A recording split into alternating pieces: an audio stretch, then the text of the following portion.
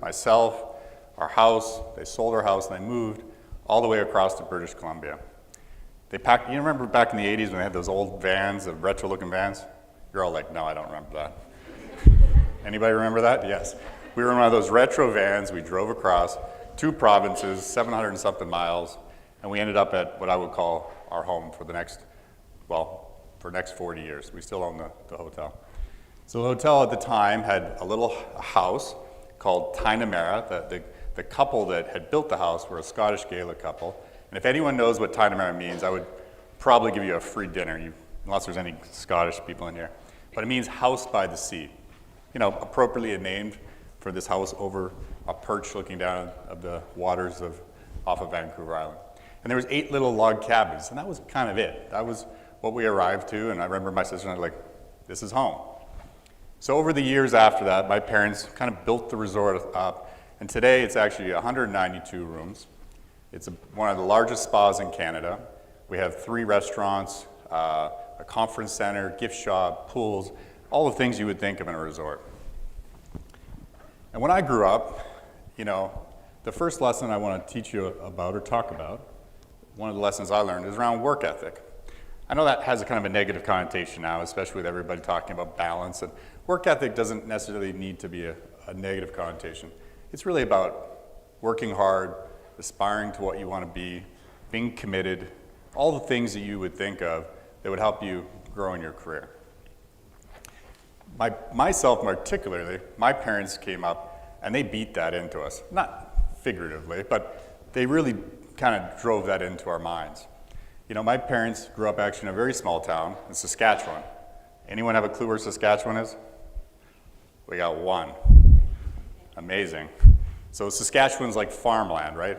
They grew up in a little town of about 400 people. Their parents were both farmers, and farmers in a town of 400 people is mostly other farmers. And they would measure each other's results on the size of their crops. And if one farmer had a good crop, it was probably because he worked harder than everybody else. He woke up a little earlier. He worked on his equipment in the winter when everybody else was maybe not working quite as much. So when I would hear my grandfather brag about his crops, it's usually because he felt he was a hard worker. Well, my parents grew up kind of with the same philosophy. You know, I'd watch my mother. We only had 8 cabins at the time, and we started growing. But eventually we had a restaurant. She would wake up in the morning, 6 o'clock in the morning, go open the restaurant up. She would work her way back over to the front office. She would check people out, check people in, go downstairs, check on the housekeeping department or laundry department, clean a room if she had to clean a room. And as we grew, the responsibilities grew. But she still worked all these long hours. At night, I remember the chef's number. And if you can remember something 20 years later, you know it's been ingrained in your mind. I would hit the number 4 on the phone. That would get the chef's office, and I was allowed to order one of 2 things, chicken fingers or beef dip. I don't eat chicken fingers or beef dip anymore. I never will. But that's basically the way, because my mother was busy working. She would finish working in the restaurant, she would close up, maybe get home at midnight, start all over the next day, 7 days a week. Father, pretty much the same type of, you know, different job, you know. They were kind of like co-GMs. My father was the builder, he built the hotel, and he had different functions, but kind of similar hours. So a funny story, I want to talk about my first job. So I grew up in this hotel. When I was a kid, they didn't put me to work right away. I actually enjoyed it. I'd run around the resort in the summertime when we were full, playing with other kids that would be, you know, staying there for a week or 2 weeks at a time. I knew every trail, I knew every hiding place. I knew every nook and cranny like any other 5, 6, 7, 8-year-old would, living on a 25-acre resort. But then my mother finally came and said, you know what, it's time for you to have some chores, right?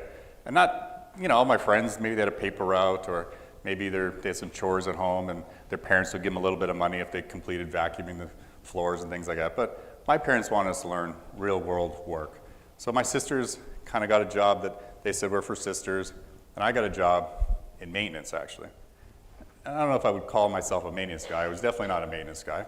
But the first day before I went to work, my mom sat me down and said, don't embarrass me, all right? You need to work hard. Think about it, I'm 12 years old, punching in for $3 an hour. I'm getting a lecture about do not embarrass me. So I just remember the gist of that. And they set me up the next couple of days with a maintenance guy named Harold. Harold retired years later with us, actually worked for a long time. He was in his 60s, and he taught me how I was going to do the functions of the job that I was being given. So at that time, Harold had a little buggy with a back, and we would drive around the property. We'd park at a cabin or a larger building. He would get out, he'd put the parking brake on, nice and slow and methodical, and he'd walk to the first building. There would be an outdoor trash receptacle. He would open it up, see if there's anything in there. Yep, okay, haul it out, tie it up, back to the buggy. He would throw in the buggy, then he'd get the cart again, drive the next one, and all over again, right? And driving around the resort. Then it would come time of the day where people are checking out. So we would go into those checked out rooms, and we'd see if they used the wood-burning fireplace. If they did, it was our job to scoop it out, clean it all up, put some newspaper in there with some kindling and firewood, so the next guest could just come in and light the fire. After that, we would look at every cabin and make sure each one had enough firewood, piled up. So the guests checking in didn't necessarily have to go all the way to the wood shed, but they could just, use what was there. So that was the gist of the job. Does it sound hard? Not really, right? Not really. I think Harold taught me it in 2 days. And then guess what? I graduated. I got my own buggy, right? So they give me my buggy. I watched Harold and I saw how he did it. But my mother was in the back of my head. Don't embarrass me. Work hard. So I would drive to the building, a big building. I'd park in the middle. And I would run. I would just run to the first building, the next trash can, like Forrest Gump. I probably looked pretty silly, right? But it didn't matter. At the time, all I heard was my mother say, you need to work hard. So for years after that, I kind of graduated in different jobs, and I worked in the front office, I worked in stewarding, I worked in banquets. Whichever job I had, I just, in the back of my mind, I knew I had to work hard. I knew if I wanted to get to where I am today that I needed to put in the time. And that's just something that I wanted to share, because in hospitality, you are going to have to work hard. That doesn't mean you need to work 90 hours. I'm not trying to scare anybody off. But when you do go to work your 40 hours, you need to care, right? You need to be committed. You want to have your goals, and you want to be able to aim for them. And usually work ethic, or call it commitment, or any kind of ambition falls into this category. My parents called it work ethic, so today that's what you're going to hear. So that was the first lesson that I guess I learned at a young age. The second one was about caring, just care. And when I say care, I have a sign up here that says care like Papa Joe. Anyone know who Papa Joe is? Probably not, because it was my father. How would you know that, right? So Papa Joe, that was the name everyone called me. He wasn't Papa Joe to me.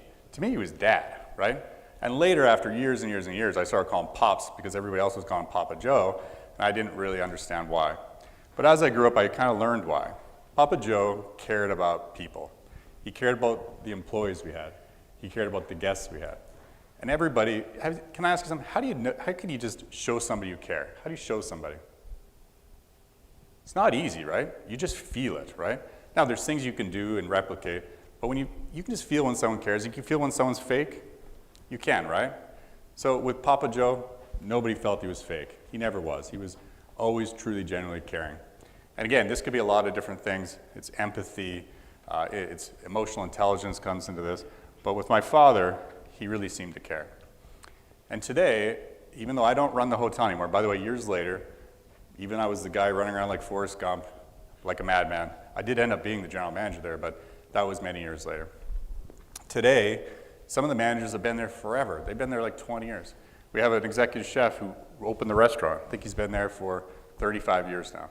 We have the assistant general manager who's been there. I hired him, actually, as my front office manager when I was a GM. He's been there around 19 years. We have, actually the general manager who replaced me has been there 15 years. We have Paulina. I hired Paulina as a front desk agent, promoted her to supervisor, promoted her to the spa supervisor. She kept moving her way up the ranks, and she's been there 25 years now, and she's the spa director. But I want to talk about, just a minute about Narinder. So Narinder was my favorite story. She's been with us for about 40 years. It's a long time, right? 40 years. It's a long time. She's the director of housekeeping.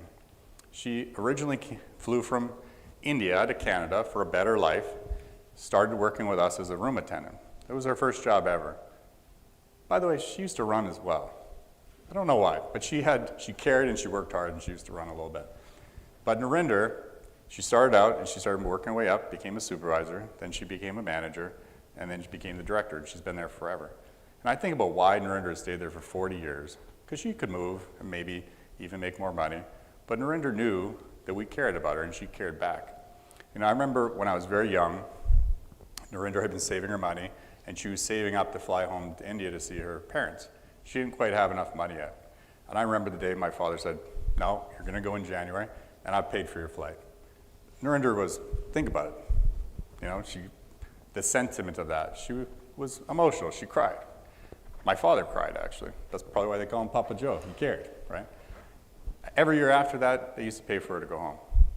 Every year at Christmas time, what do we celebrate? We celebrate Christmas at this side of the world, right? In Canada, Christmas is a big deal. In India, do you think they celebrate Christmas? Not really, right? But my parents were so, I guess, feeling at Christmas that you had to have family there. You had to be with family.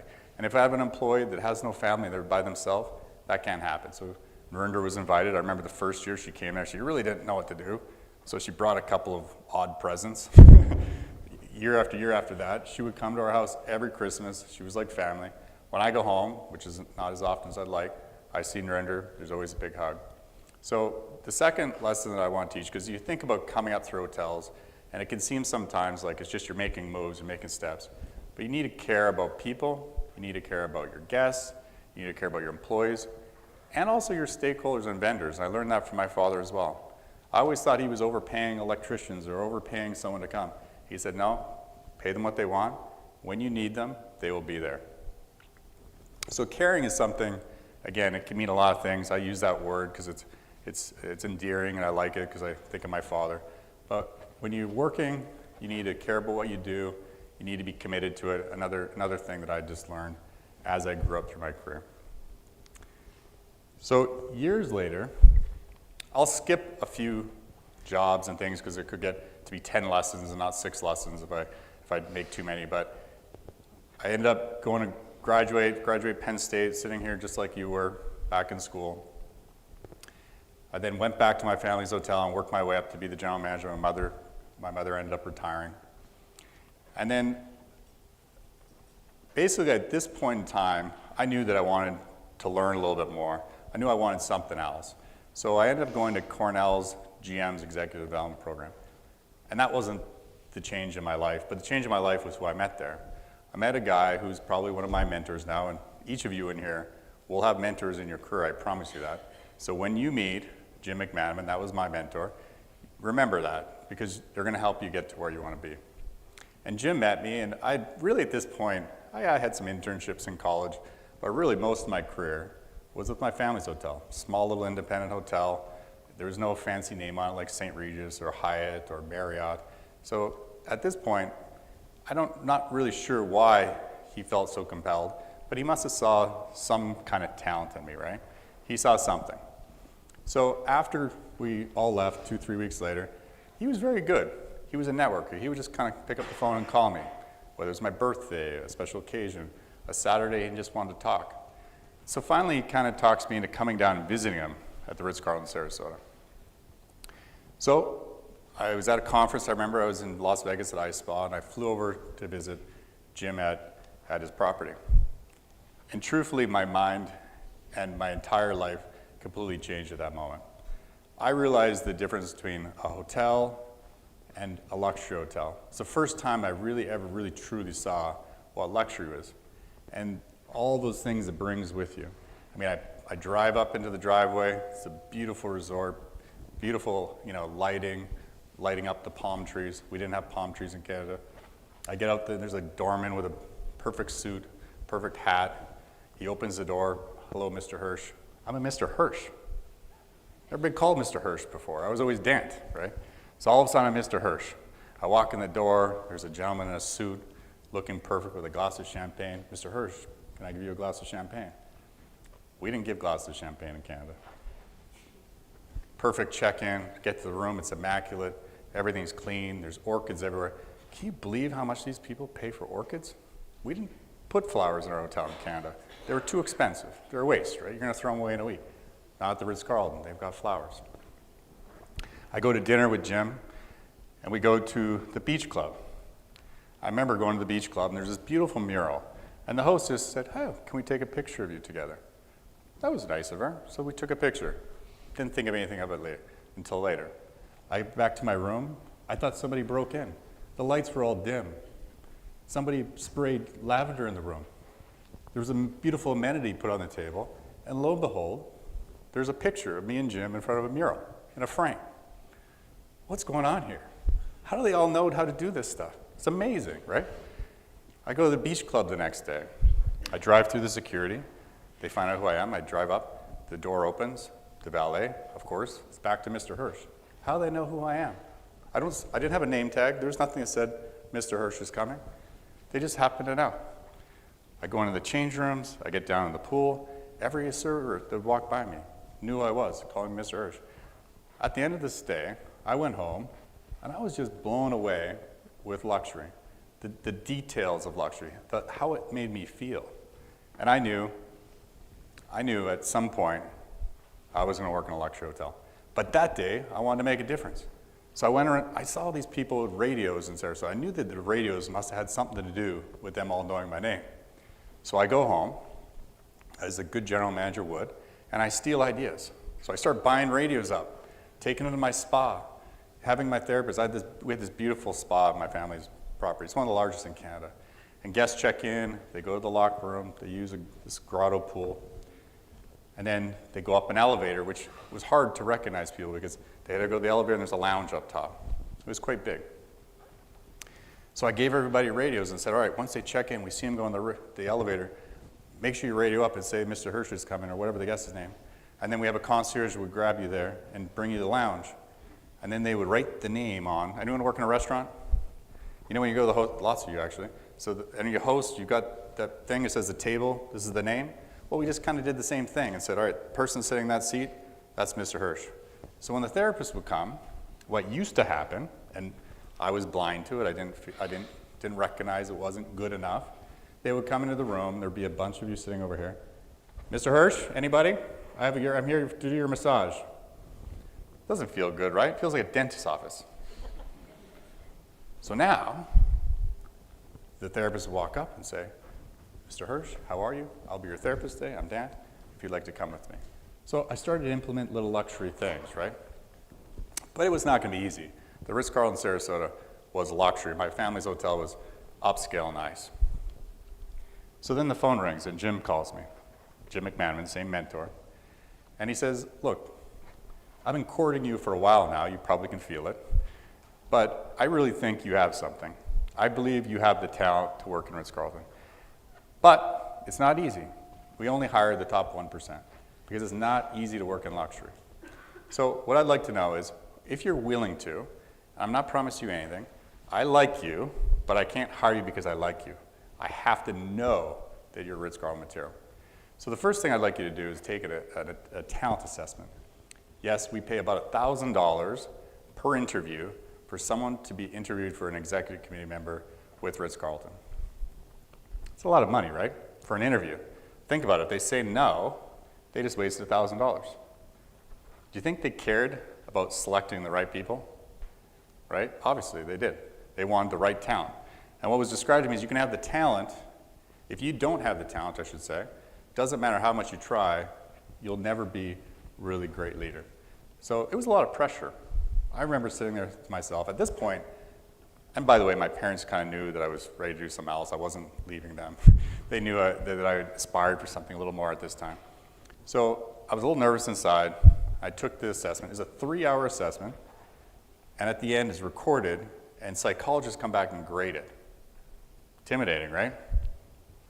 I was scared going into this thing, because all I knew so far was I went to school, Penn State, and worked in my family's hotel. I can't study for this test, but I did it. Must have did okay, because Jim called me back and said, all right, now's the next step. Again, I can't just hire you. You have to be the right fit. You need to fly down here to Sarasota and meet the team. I said, well, I was already down there. He said, no, now you need to come down and interview with the team. The first trip was just to see if you wanted to be here. So I flew down, and I interviewed with all the executive committee on the team. Then I got to a guy named Steven Duker, which is why I call it the Duker lesson, because I don't think I'll ever forget how I messed up on a question. So I'm in the interview, and at the end he says, so what worries you about taking this position? What worries me? So, as any cocky 29-year-old would say, I said, nothing. I'm a GM now. I can do this job, no problem. He goes, I messed up, right? I did, I messed up. But he said, no, it's okay. He goes, look, I'm going to tell you a story. I worked for Renaissance Hotels for 13 years, which is part of the Marriott family. Marriott owns Renaissance, and then they owned Ritz-Carlton. At that time, Ritz-Carlton was kind of managed off the side because it had its own unique culture. He said, I worked for Renaissance for 13 years, and I was always winning accolades. I was always, getting a highest performer on my reviews. I was always really, really good. And then I got to Ritz-Carlton, and it was complete culture shock. He goes, it was culture shock. But then he gave me a little dig, and he said, but you're smarter than me. It won't be as culture shock for as long. Maybe 6 months of culture shock. But I'm telling you, it'll happen. I was worried, thought I messed up. Somehow Jim must have been very persuasive and talked him into hiring me anyways. So I ended up getting the job, still not really understanding what he meant by that. I know what I'm doing. I've ran hotels. I've lived in a hotel. I've done all the tasks of the job. I've cleaned rooms. I've swept fireplaces. I've ran trash. I know what I'm doing. So I get down to Sarasota. I move my entire life back down to the United States. He got me a work permit. Thank him for that. By the way, I'm a citizen now. You don't have to worry about it. I married a Colombian, by the way, who got her citizenship first. So I get down to Ritz-Carlton, first day on the job, culture shock. Wow, these guys are good. I show up to the hotel, they tell us all to valet park. Myself, I believe I sat next to a new stewarding employee, a new housekeeper on my other side, and we all kind of arrive valet parking on our first day. The doorman is great. Welcome, Mr. Hirsch. I'm Mr. Hirsch again. Yes. Walk in the door. Door's open. Doorman opens it for me. HR is all standing there, all with huge smiles. Nobody's faking it. Welcome, Mr. Hirsch. Wow. It's 8 o'clock in the morning. HR's here already. That's good. Do I have to be here at 8? They walk us down the hallway where the entire executive committee is all sitting there, standing there, waiting to shake my hand and the stewarding's hand and the cook's hands, all the new employees, all the executive committee. It's 8 o'clock. They're all here. They're all here to greet me. This is great. 3 days of orientation. 3 days. My family, we did an orientation. It was like 4 hours. We showed you around. We told you how much we loved you. Ritz-Carlton did 3 days of teaching us what it meant to be a part of that company and the values to be a part of that company. So far, I'm like, wow, this is intimidating. I'm not even really sure if I know what I'm doing here. These are really, impressive. It's an impressive start. Every day, they would do a lineup, kind of like we're doing now. All the employees would come, and one of the executive committee members, myself, once I was there 4 or 5 weeks, I had to do it. And for a whole week, we would run the morning meeting. And we had to talk about things that mattered in Ritz-Carlton, the credo. Has anyone read any books on Ritz-Carlton? Has anyone heard any of these leadership stories? Because they've won a lot of recognition over it. Yes? No?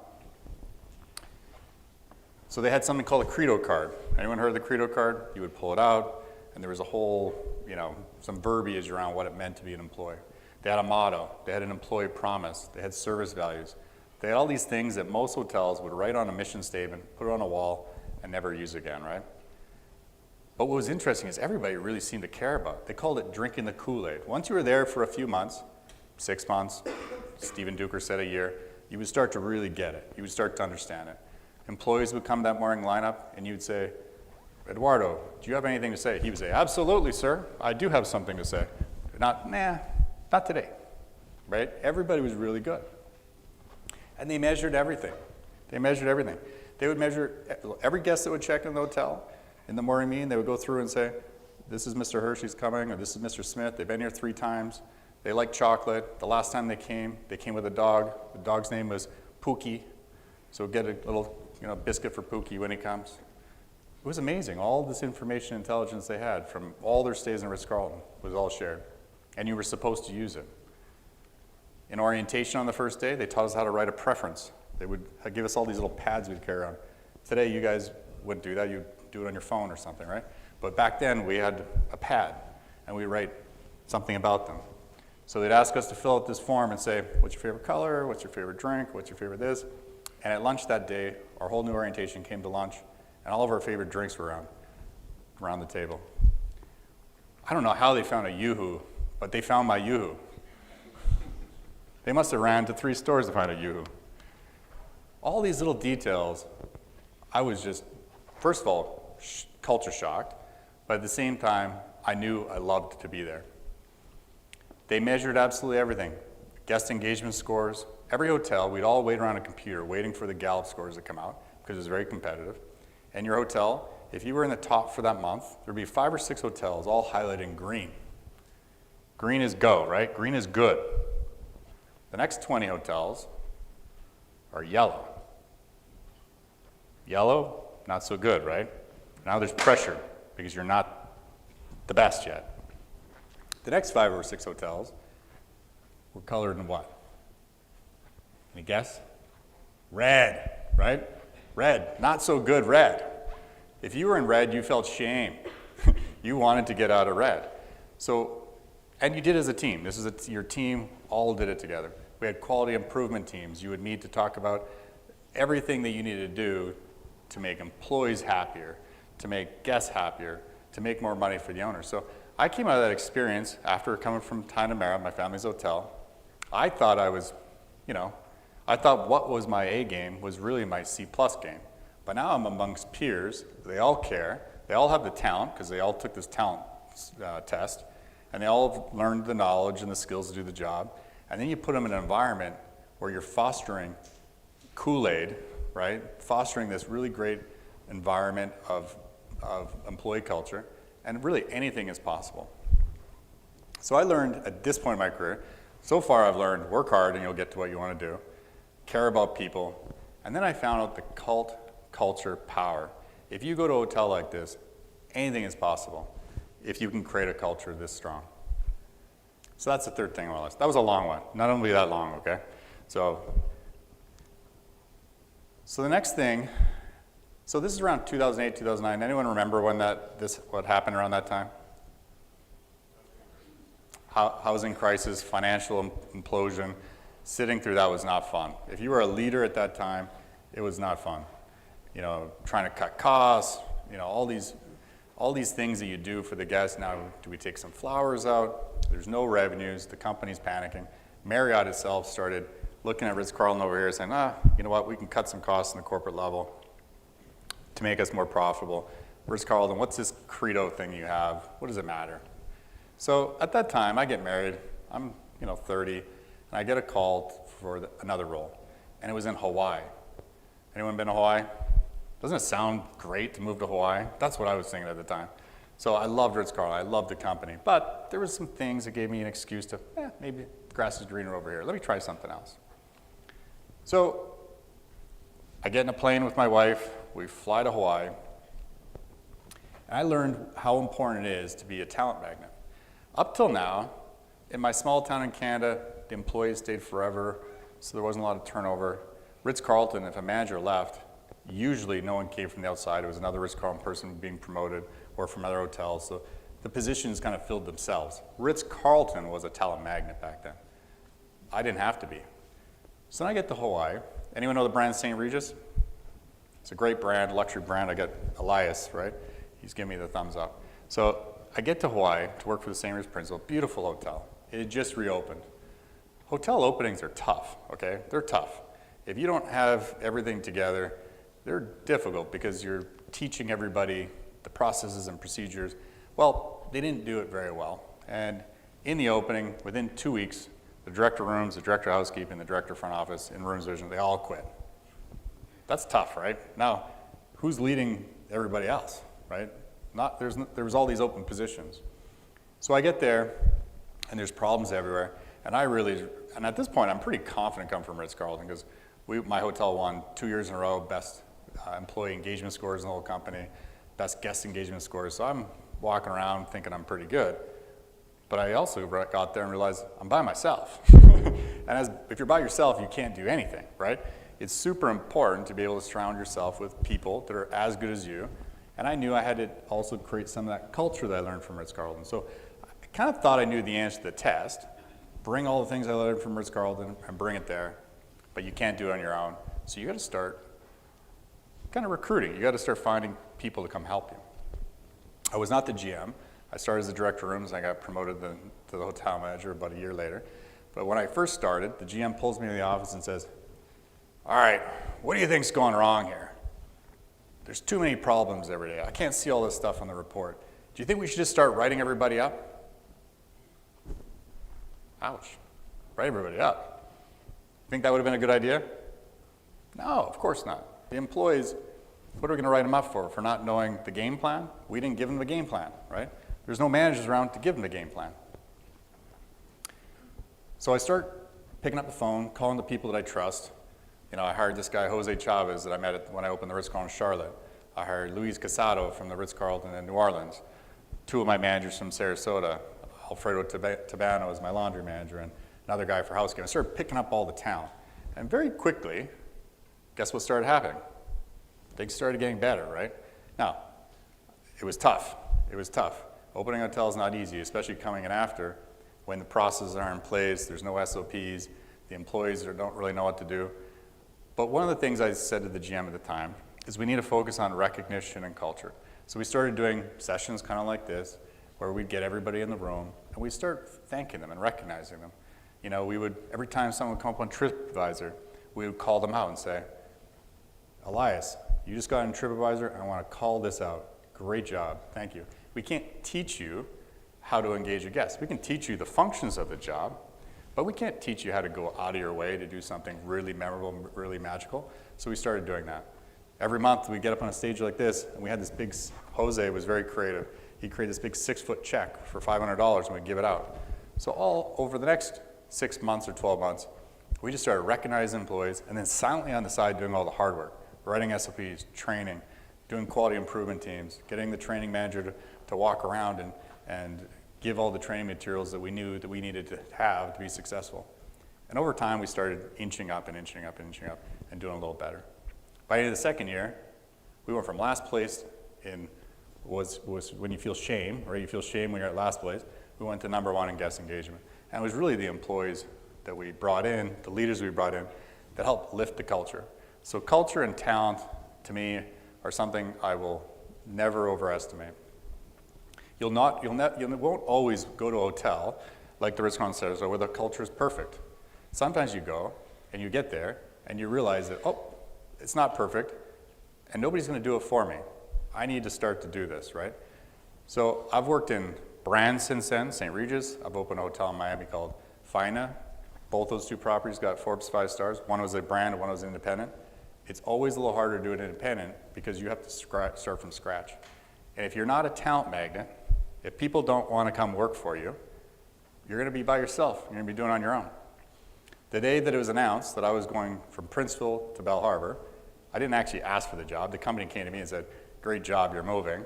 I turned it down twice. Then they kept going up. Then the head of the company said, please go. We really want you to go. So when I went, 14 leaders the next day at Princeville applied for Belle Harbor. Do you think I was allowed to take all 14? No, they didn't let me. But I was allowed to pick 2. I picked Jose Chavez. He was my go-to guy, and one other. So that's my story around being a talent magnet. When I left Belle Harbor to go to Fina, there was 150 employees that applied to go down the street. You can't show people you care. They have to feel it, right? And people want to follow leaders that care, that develop them, that mentor them. So I think it was around this point in my career that I went from wanting to develop myself to wanting to develop others. I felt it was that important because the day that I left Princeville and 14 managers applied, you know how good I felt? Do you think I felt anywhere near as good as that when I had a good P&L for the month or I had a good bonus because we had all our results? I never felt good like the day 14 people wanted to follow me or 150 when I went to Fina. So being a talent magnet, in my view, is one of the most important things. As you grow a leader, at first you're going to grow yourself, and then you're going to grow your leadership skills, and you're going to need to turn into a mentor. So the next one I want to talk about is Maximizer. Has anyone ever taken Strength Finders? It's a Gallup assessment. No? Nobody? You should. It's not expensive. You buy this book, there's a little code in the back, and you take it, and there's 34 different strengths in there. There's no weaknesses, so don't worry. There's no trick to this test. They're going to tell you your top 5. I believe Maximizer is one that really helps in luxury. Because in luxury, you think about it, you're aiming for perfect, right? If you think of all the brands out there, you're the one charging the most. This summer, I think our Ocean House Hotel averaged around $3,000 a night. Anybody paid $3,000 for a hotel room? No. We had the penthouse sold for 11 nights for $23,000 a night. So one guy paid $240,000. Didn't even include breakfast. So if I told you, you got to give me $23,000 tomorrow, what are you expecting? Do you expect a good pillow? Probably, right? Do you expect a nice, comfortable bed? Absolutely. But really, you expect a lot more than that, right? It's not the product. You're expecting perfection. Perfection all the way through. From the way I felt when I joined Ritz-Carlton for the first time, they whisked me in and gave me the champagne, and every step along the way needs to be a ballet. It needs to be perfect. Well, guess what? It's impossible. It's not possible. So Maximizers, if you have that strength, is someone that's able to take things from good to great. Being able to go to work every day and say, you know what, we got 95% from that guest yesterday. Most people might say, 95, that's pretty good. Maximizers say, that was nice. Why didn't we get 100? What do we got to do differently? What little details we got to do to get to 100? When I got to Bell Harbor, that's kind of the change in I wanted to be a mentor now. I wanted to grow. I knew when I left, I wanted people to want to follow me. But I also knew there was a lot of pressure in this hotel. It was owned by Starwood. Does anyone know, Marriott, how many hotels they actually own? Not a lot, right? Do you know that? Marriott doesn't own a lot of hotels. They manage hotels. They bought Starwood. But back when I worked for Starwood, before Marriott bought it, they actually owned this hotel. They spent $1.2 billion building the hotel. It's a lot, right? $1.2 billion for a hotel. Well, there's 250 condos that came with it. So normally they just manage hotels.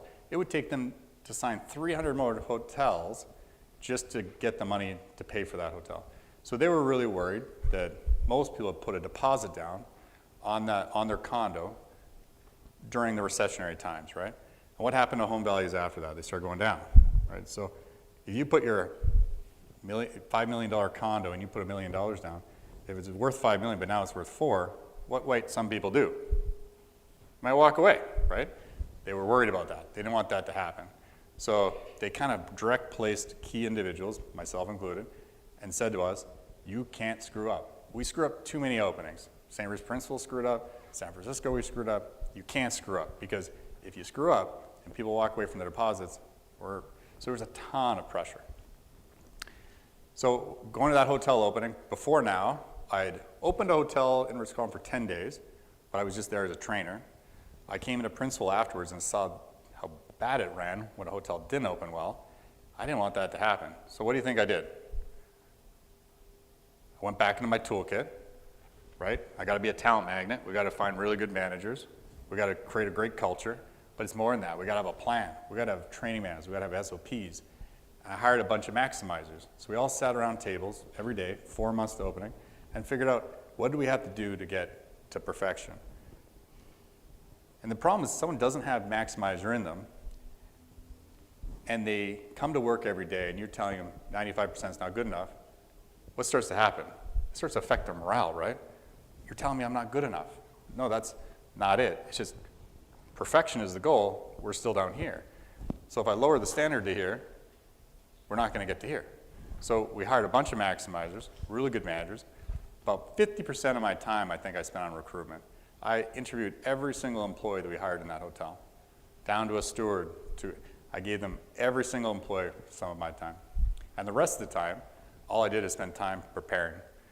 And when time came to open, train, train, train. We didn't wait and see, maybe we have the right process. We need to know for sure we had it. So after that, we got 5 stars in the hotel, just like we had at Ocean House. Later, I went to FINA. We did the same thing, got 5 stars in those hotels.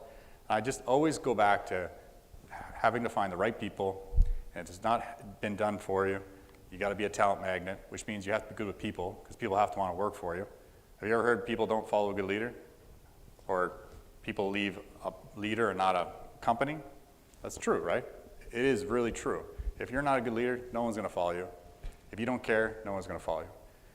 And you're never going to get big accolades like this in luxury if you don't have some version of maximizer in you, willingness to take things from good to great.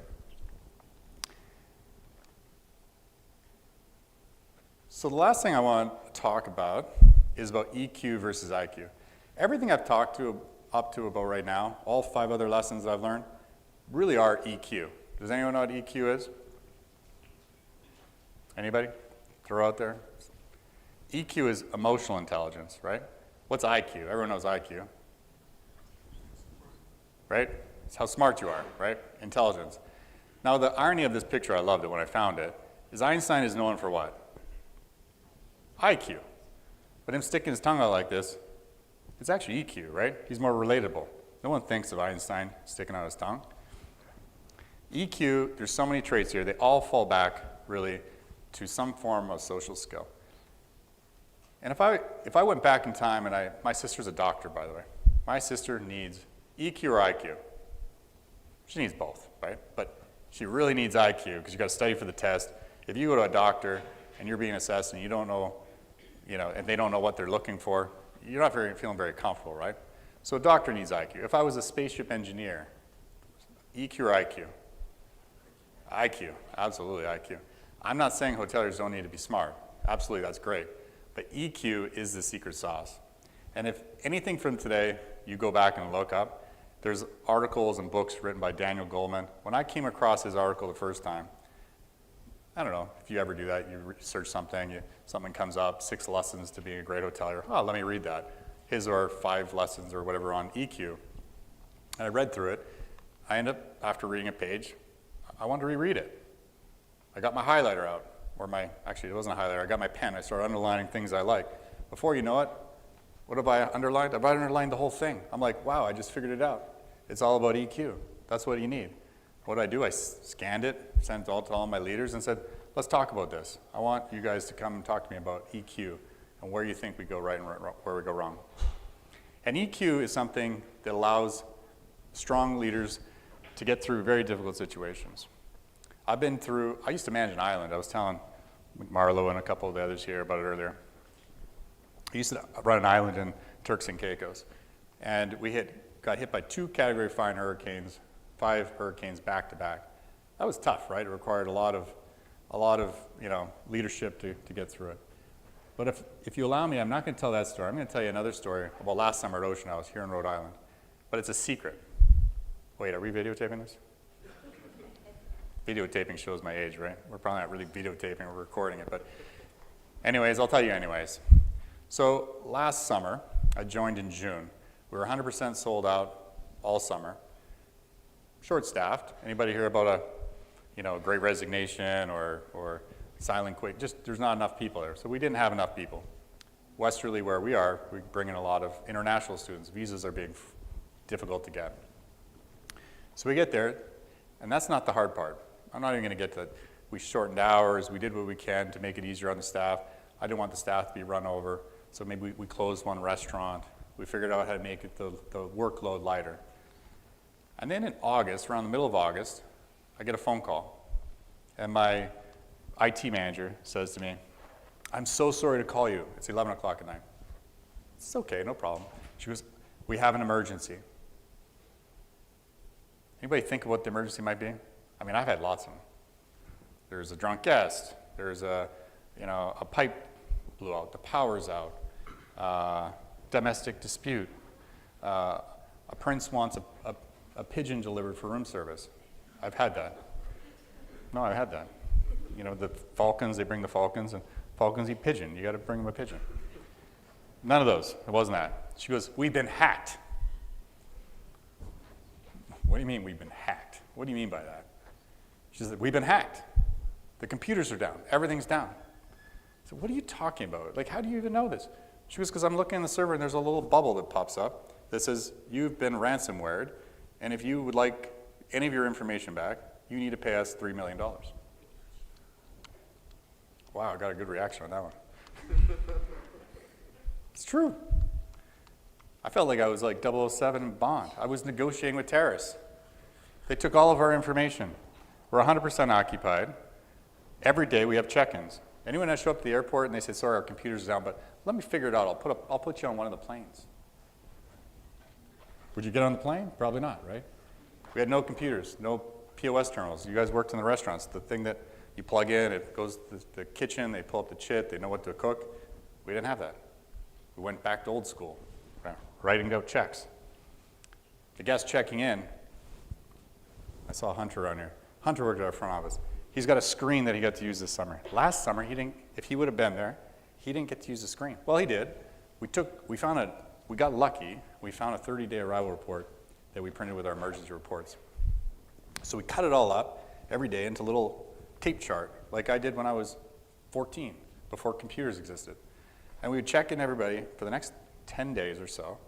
We had to fly blind, checking people in, checking people out, and they're paying $3,000 a night.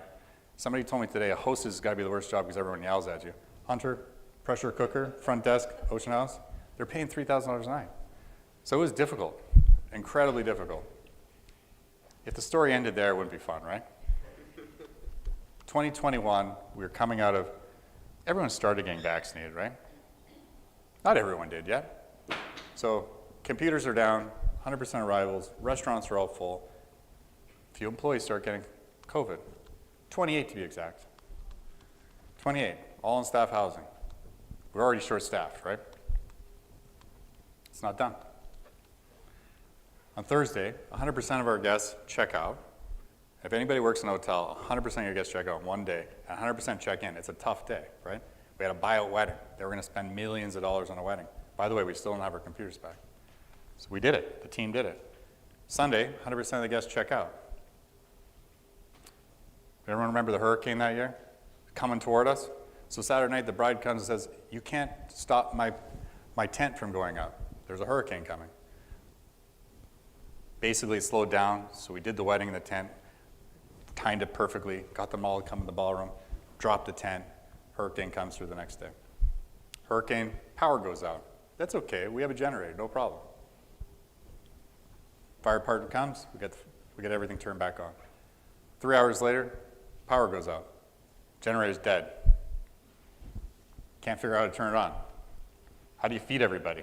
They're paying $3,000 a night, you gotta feed them, right? Can't tell them to go down the street, walk in the hurricane to go eat. So we're running around town in the storm, getting barbecues, set them all up. We did a barbecue family style. Actually, by the way, they cheered for us. They liked this barbecue, it went well. So that was 14 days. And in the background, I'm 007 negotiating with the terrorists because they want $3 million. My employees are trying to rebuild all the systems. Lots of them. We had a little war room. We have these squash courts. We set it all up with tables. So day in, day out, we're trying to rebuild. We're negotiating, trying not to pay the money, trying to figure out if we can get a backup. Brought in a SWAT team of negotiators and IT consultants and everything. And eventually, over the next 3 or 4 weeks, we recover. But if you think about the team that I have at Ocean House, they didn't walk out on me. If you think about it, I was new. The owner kept looking at me like, please don't leave. If I would have left, or if I would have panicked, or if I would have started yelling and screaming, what would have happened? Everyone would. So what do you do in an emergency like that? You stay calm, you come with your plan. I had team members of mine working from 5 in the morning till midnight. And I'll tell you, I've never seen so much EQ in my life, because that's EQ. IQ, I don't think would have got through it. Only a good hotelier with strong EQ could get through that. Anyways, you can't tell that story. I know it's taped, but our lawyers tell us we're not allowed to ever talk about it. So now shifting a little bit out of this into kind of where luxury is going, or I have a quote up here. I say, general manager is no longer the maestro of the band. When I kind of was looking at, 30 years ago or 40 years ago, anyone seen the movie Titanic? You see all the rich people up on the top deck, and they all have black tie suits, and they come, and they, there's all the silverware is probably Christoffel and beautiful china, and there's all these old rituals and traditions, and the GM was always the maestro of the band, right? And if the maestro of the band's not there, can the band play? No, right? In the old days, the maestro of the band needed to be there, or everyone didn't kind of know what to do. That's just not what's happening today, and it's not where things are going. Leadership's changing entirely. So if you end up working for a 60, 70-year-old GM in luxury, they probably have seen this GM or they're probably that GM. If you work for someone today, in today's time, that's not how it works. We're coaches, right? We gotta be a coach. You gotta have every individual player out there. You got a lot of assistant coaches and they have team members. And it's just a very different feel. It's about building culture. It's about teaching people to surround themselves with talent better than themselves. It's about, growing leaders for the next generation. And I really believe, at least at Ocean House, that's where we're going, is building leaders for the future. There's old rituals, right? I'm thinking of, things that I learned. If I was given $1 every time someone said, that's not luxury, I'd probably be pretty rich. And I've probably said that more, and I've heard it actually. As you're educating someone, no, we don't do that in luxury. There's no fake flowers in luxury, we only use real flowers. Or all these things that you learned over time. When I first got to Ritz-Carlton, the GM, Jim McManaman, who I love today, by the way, he ended up emceeing my wedding. I still love the person, I'm with him all the time. But I always make fun of him, because when I first started at Ritz, he loved this restaurant of his that had this cheese trolley. I used to say it had a squeaky wheel, because it was so old, right? This cheese trolley would come out, and it was really formal. And last time we did a 9-course dinner, this way, the only time we're gonna make it better is we do 15 courses. No, 15 courses isn't good enough, let's do 20. Who wants to sit in a restaurant for 4 hours nowadays? I'm not saying it won't happen. There are restaurants still doing that, and they're still very popular restaurants, but that's not the trend. The trend is different. I put up this guy with a beard because when I opened Faena, we decided we want to be more of a relevant luxury hotel in Miami. We didn't want to be boring and old. We wanted people to show up to our bars. I remember the first time this guy came in, best bartender I've ever had. He had this huge beard, suspenders, and he could make the best craft cocktails in the world. One of my managers said, he's not luxury. Why? Because he has a beard? I love the beard. Put the beard back there because everybody's going to love it too. But you think about it, when I came up, you'd have to be very trimmed. That's luxury. You have to be trimmed. Uniforms. If I would have shown up in white pants to Sarasota, I wouldn't have got the job. I like white pants. I'm going to wear them. The rituals change every day. And I believe a lot of the future leaders like you, are going to be the trendsetters on that. What do people want next? I think with COVID, people are looking for unique experiences. I put a picture up here of gondolas at Ocean House. We do this silly thing where we pop up every year, these gondolas. You come and eat in a heated gondola with making it feel like we're in the French Alps. And people buy it up. At first I was like, what is this? Maybe we won't do it again next year. And then guests would call and say, I want to be on the wait list, but I don't want to book my reservation. You tell me when the gondolas are coming back. Okay, interesting. I think trends are around sustainability. Anybody care about sustainability in here? I see a lot of hands, and I love that because I was actually expecting that. 15 years ago, someone said, there's no such thing as sustainability in luxury. That can't exist. We need to give somebody a plastic water bottle at the gym. We need to be able to do all this stuff. It has no place. That's not the case anymore. People want sustainability. One of our hotels, Weekapaug Inn, we just spent $2 million doing a geothermal well to do the heat and air conditioning in the building. Our owner is so committed to sustainability, and I think that's a huge trend that's going to continue.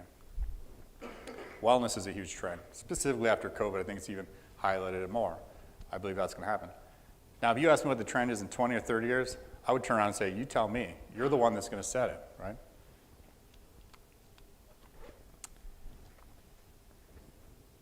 So, that's what I have for you.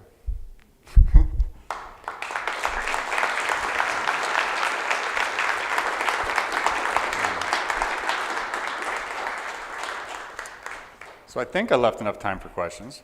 15 minutes, roughly. So what questions do you have? Anybody?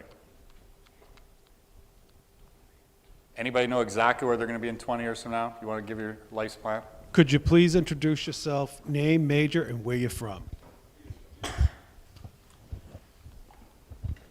Hi, I'm Max Lizzo. I'm from New Jersey. My major is food and beverage industry management. I'm a junior. My question is, other than the hurricane event, what was a time at Ocean House where it was more memorable for you? Something that you remembered that's sticking with you for the past year? What is it? So repeat the question. What has happened at Ocean House in the last year that has stuck with me. Well, I would say, first and foremost, my predecessor left. There's a few people who followed him. And I'm proud with the individuals that are there, how much we've changed, I think, the culture of the organization to what I've learned. I mean, if you come into any organization, there's going to be a culture that exists there. I'm not saying it was a bad culture, but it wasn't a Canadian culture. It wasn't a Canadian culture that I'm very proud of. And when I started seeing individuals who've been there 7, 8 years, and they were quick to say, no, this is how we do it, and it was usually something about whack the employee with the ruler. I don't whack employees with the ruler. I don't think that's the way to do it. So very quickly, I started seeing changes in the environment, just people smiling more. Honestly, I didn't see a lot of people smiling in the back of the hallway, which was something I learned at Ritz-Carlton. You do not walk by anybody without looking someone in the eye and smiling at them and greeting them, right? Doesn't matter if it's in the front or the back. So it's not one particular instance, but I think in general, I'm really proud of seeing some of the momentous changes in the leaders and seeing people change their style as they learn from maybe a different leader than the person before. I don't know if that was a good answer, but that's what I... Anything else? Elias.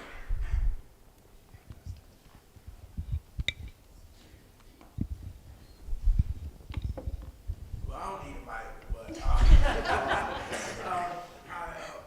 Elijah, but I didn't want to correct you. Oh, sorry. I know you have local properties. Are you looking to expand? It's a great question. So we had up to 5 hotels. We've had a variety of times where we had 5, 6 hotels. We have 3 at the moment. We are expanding in Watch Hill. We have another hotel that our owner owns the land we're working on. We've always wanted to do a hotel in Newport. If anybody knows any luxury hotels in Newport where they want a management company or want to introduce us, we would be open to that.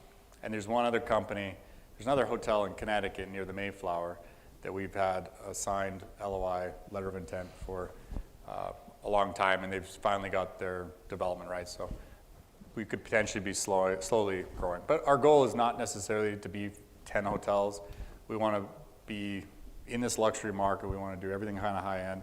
We want to be in New England. We've been approached about doing hotels in the Hamptons. I got approached the other day about a hotel kind of close to the Hudson Valley, and we usually turn those opportunities down. We want to be New England based, Rhode Island, maybe up into the Cape. Yeah. Any other questions? There's one in the back, there's one here. Thank you very much. I have a question about creating that cult that you talked about. So how do you do that when you have temporary workers or a large number of international students that you have working for you over the summer? How do you really instill that commitment, that cult-like culture, and deliver the quality that guest engagement has expected? That's a great question, and I would say the hardest thing that I've done so far in my career is instilling a cult culture when there's seasonality. That's a very good point. Employees that come, they're coming for 3 or 4 months, 6 months, potentially they don't come back year after year. It makes it really difficult. So one of the things, our goal at Ocean House is to improve the returnees of the employees that go down, legally they have to, they go on work permits to a winter location or a summer. So this year, we had 271 employees in staff housing. It's a lot, 271 people living in a hotel room or in staff housing. And we had 105 of those individuals were repeat from previous years.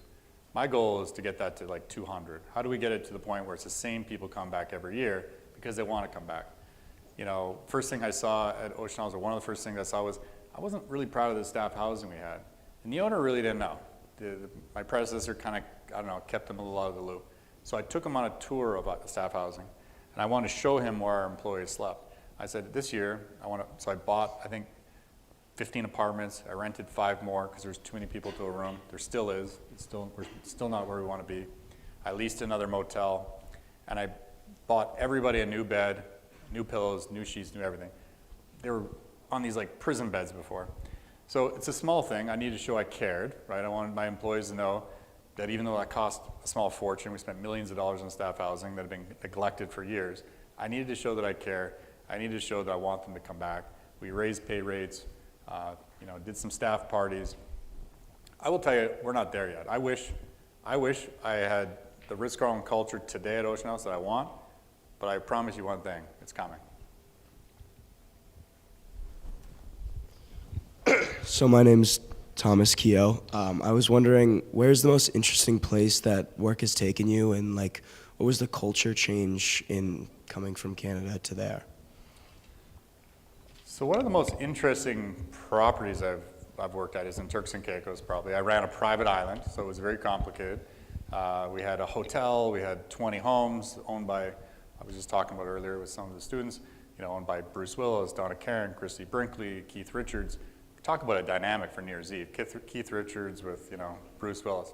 Actually, a funny story. I remember Bruce Willis's wife, Emma, took a picture one day. This is a lot of celebrities who go to this hotel, where it was Bruce Willis, Arnold Schwarzenegger, and Daniel Craig all lined up. And she took a picture and she said, 007, McClane, and Terminator. You can't make this shit up. And she put it on the social media, which was great. But that property was a lot of fun. It was certainly culture shock again for me. Working in the islands, it's just a different leadership style you have to do. We produced our own power, we produced our own water. We had a nurse on island. Every day I'd have my buggy and I had to drive by. We had a big thing that the desalination plant would produce water. And you go by to make sure the level was okay. Because it wasn't, maybe you had a leak somewhere in the island. You'd go by staff housing to check on the nurse to make sure there wasn't an outbreak or something. It was just a very unique way. I felt more like a mayor than a general manager, actually. Yeah. Any others? Your name and your major. I'm Jonathan Harris. I teach in design. I notice you're exceptional at recognizing and remembering people's names. That's a big part of what you just did out here. Do you have any secrets for that? That's a great question. I asked the same question. I met this guy in Greece. I traveled to Greece a few years ago, and I went to this hotel, small hotel, and this guy's name was Minas. I remember his name. And he knew everybody's name. It was just impressive. You go to the breakfast, he was there. I went for dinner, he was there. He remembered my wife, he remembered me, but I watched him and he knew absolutely everybody. So on my last day at breakfast, I said the same question to him. How do you memorize everyone's name? He said, look, I just work on it. I write it down, I focus on it when I get introduced, I repeat it back to myself. He goes, for the 5 or 6 months that I'm in Mykonos in Greece, I can't wait for the off season just to get all that stuff out of my head. So I think a lot of the names I repeat is because of people I care about, people that I know. In our industry, I have 600 employees, but you need to get to know everybody. My first couple months on the job was walking around and shaking hands and who are you as a person, because that's how you show you care. Someone's name is probably the most personal thing about them. There's a habit in our industry, by the way. When someone doesn't have a name tag because it's being made still, what do? You make them wear someone else's name tag. I hate that. You're taking the most personal thing somebody has and you're throwing it away and making it wear someone else because there's a standard, right? Don't worry about the standard. Your name is the most important thing you have. Hi, my name is Emma Smith. I'm a sports entertainment event management major. And I'm just wondering, when you're thrown into these leadership positions that are, often overwhelming, how do you keep that from getting in the way of your work? Because, sometimes you get thrown into these brand new situations and there's just so much to do and there's so much to, create and worry about. How do you not let the, overwhelming feeling get in the way of actually starting to lead? So my first answer is, I'm going to go back to my emotional intelligence slide. Emotional intelligence, I really believe, is one of the most important things. See, this one is different than this one. So when you read about Daniel Goleman, he's going to talk to you about self-regulation and knowing your own emotions, right? The first thing is just knowing how you're reacting. Have you ever been in a situation where you got hot? You're like, I'm mad right now. Let me fire this text back to my boyfriend or girlfriend. Let me get him back, right?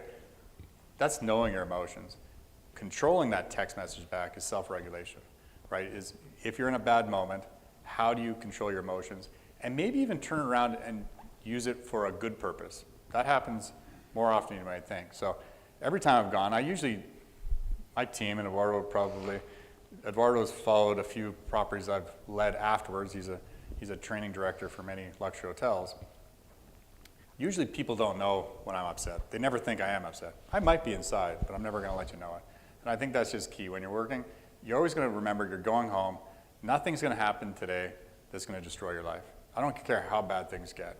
When I was sitting there with no computer systems and no POS and the entire hotel shut down with 14, worst case scenario, I sat in the front desk and got yelled at all day long. That was the worst. I still go home, kiss my wife, my baby, and go to bed. Thank you.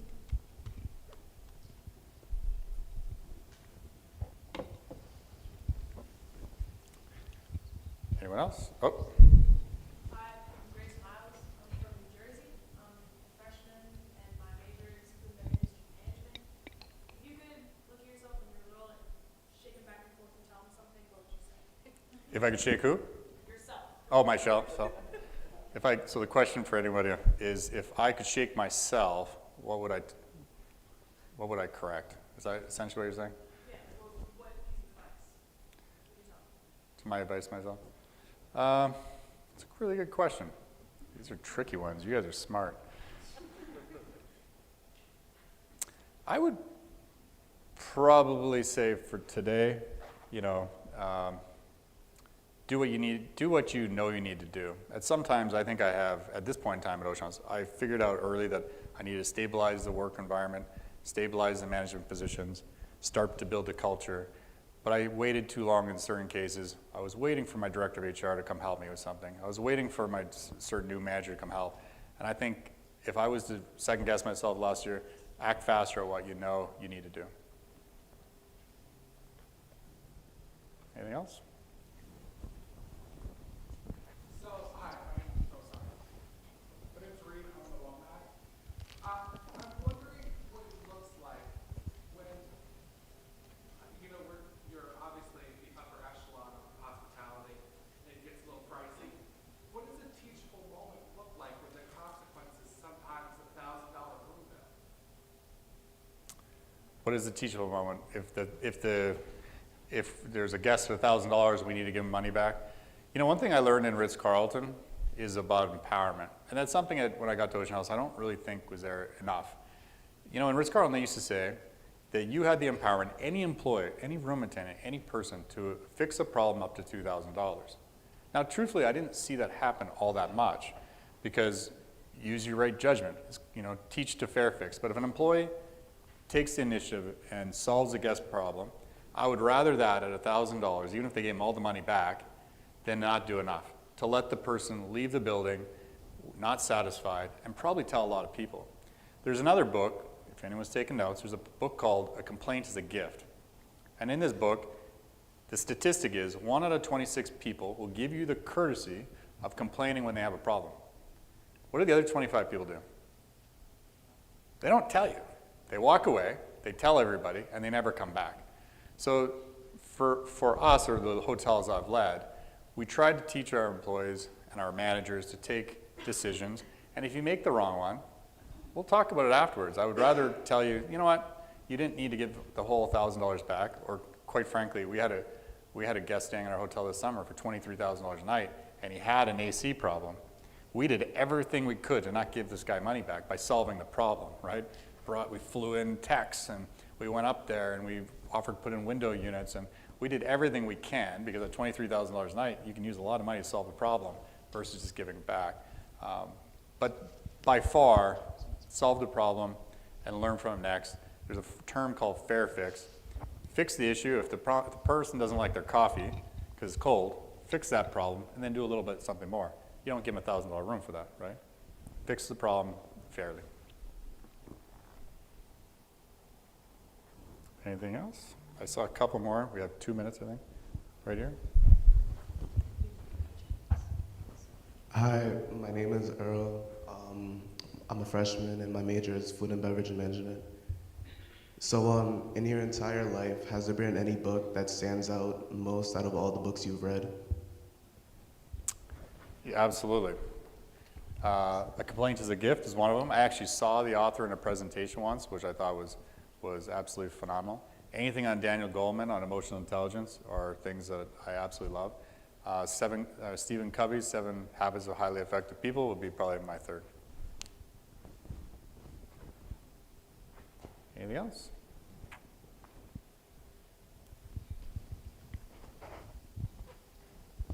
Hi, my name is Molly.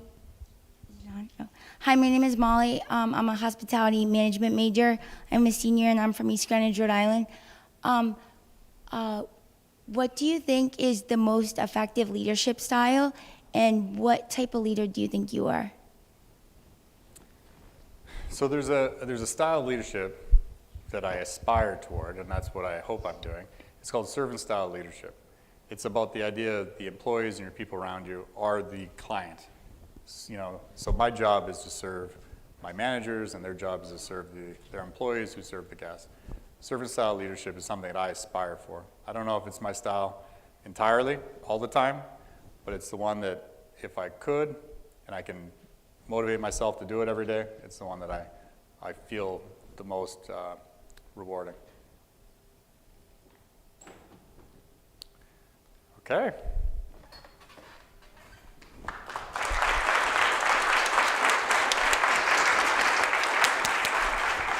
Thank you. Thank you so much for the wonderful presentation. You've given us so much to think about. Please join me again in thanking Mr. Hirsch for his wonderful, insightful comments.